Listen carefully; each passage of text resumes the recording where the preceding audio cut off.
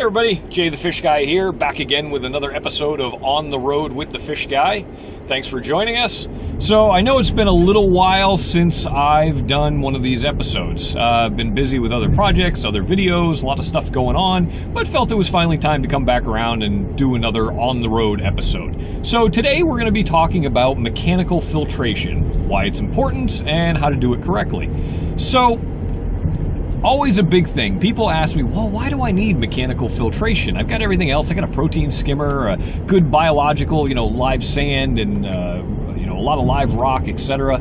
Well, the idea behind mechanical filtration is that you're removing all of the organics, the particulates, all the free-floating stuff in your tank, whether it be food waste or otherwise, from the system before they have a chance to break down and be taken out otherwise. And why is that important? Well, if you're relying on your biological activity to break down the food and the waste, that's a viable option. It will work. But the concern is, at some point, you may reach the point where there's more food and waste being put into the tank than what the biological activity is able to break down. And as time progresses, time goes on, tank gets older, you just have a buildup of these organics in the system, and then all of a sudden you have algae issues that you can't get rid of.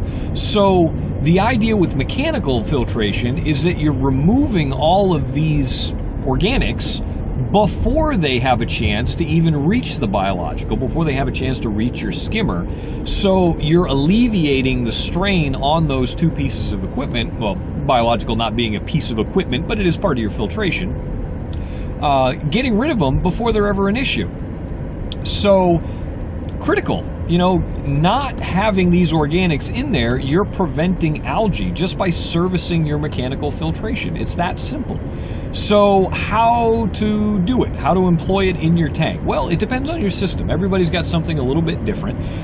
Whether you have a desktop tank with a hang-on-the-back filter, whether you have an all-in-one unit with filtration built into the back, or you have a sump and you use filter socks. Everybody's going to have something a little bit different. I'll try to touch base on all of those things. So first things first, a sump with filter socks. So many people just get frustrated at even the mention of filter socks because, I have to change them out too often. They plug up within a couple of days. Well, sorry about that, guys. Phone just magically stopped recording. I'll try to remember where I was.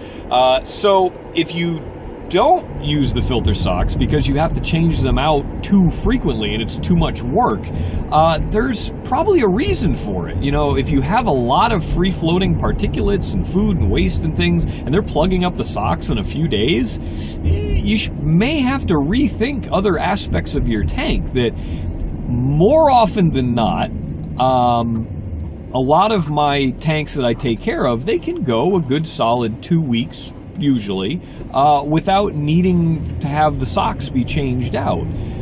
If you're having to change it after a couple of days, well, again, something might be wrong there.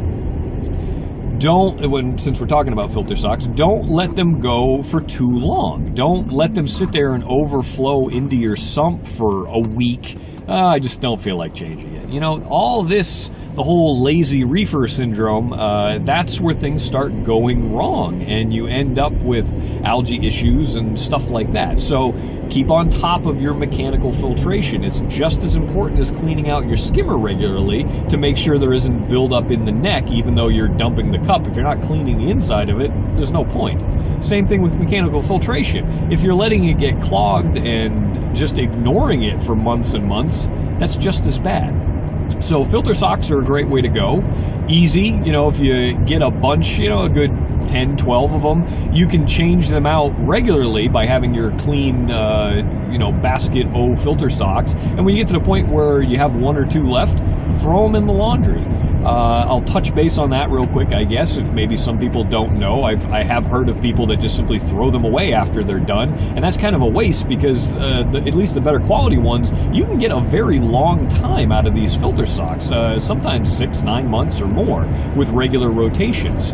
So you just literally throw them in your washing machine with a cap full or two of bleach and just run it. No soaps, no nothing like that. If you want to throw it into an extra rinse cycle, that's fine to help get even more of it rinsed out.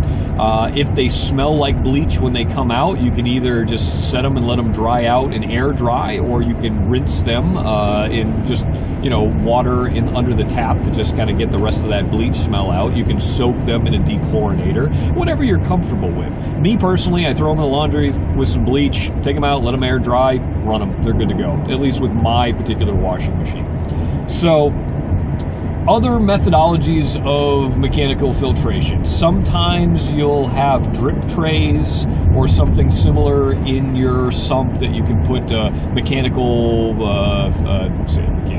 bonded filter pad, blue pad. There's so many different ones out there. Some are carbon impregnated. Some of them claim to reduce nitrates. They don't. So in the sump, it depends on your sump, but most modern sumps, they use filter socks, and that's a great way to go. If you have an all-in-one system with filtration built into the back of the tank, they may or may not have a foam block, filter pads, things like that. They're still important to get to every week or every couple of weeks, because the amount of organics they collect is fairly substantial, because you got to figure all the water that's coming through the filtration has to pass through that first, and even after a couple of weeks they're pretty much loaded with stuff. So just take out the foam block, take out the filter pad. If it's the kind of filter pad that's not reusable, it's not the nice coarse foam, throw a new piece in. Getting the bulk blue pad or bonded filter pad that I'm talking about is a great way that you just simply cut them to size, you throw them in the filter area, and they're not reusable. You just kind of toss them after a couple of weeks or a week or whatever your system needs, and replace with a fresh one. That is the easiest way to remove organics before they become a problem. So again, I can't stress enough the whole importance of maintaining your mechanical filtration, staying ahead of it. If you have a tank that doesn't have built-in filtration and you just have a hang-on-the-back filter, same thing applies. Ideally, you'd have something that you have foam pieces in, something like an AquaClear filter, but if you're just using the cartridge filters, that's going to be up to you how often you want to change out your filter cartridge, because they can get expensive. I would probably suggest doing something different. Again, the AquaClears are great because they have the foam blocks. You can cut your own. You can pick and choose what media goes in there. It's a great way to go. But that can be a whole nother video as far as hang on the back filters, the pluses, the minuses, etc. So I think that pretty much covers everything. I think I really tried to hammer the point home is maintain your mechanical filtration, have mechanical filtration in one way, shape, or form, and keep up with it. Don't get lazy with it. Don't ignore it. Don't say it's too much work, because I bet you good money that you would rather service your mechanical filtration than deal with algae issues in your aquarium, and especially stubborn ones that once they get a foothold, it's hard to get rid of. So don't be lazy. Take care of your mechanical filtration. That's it for today, guys. Thanks a lot for watching. If you're not a subscriber, please hit the subscribe button, and we'll catch you next time.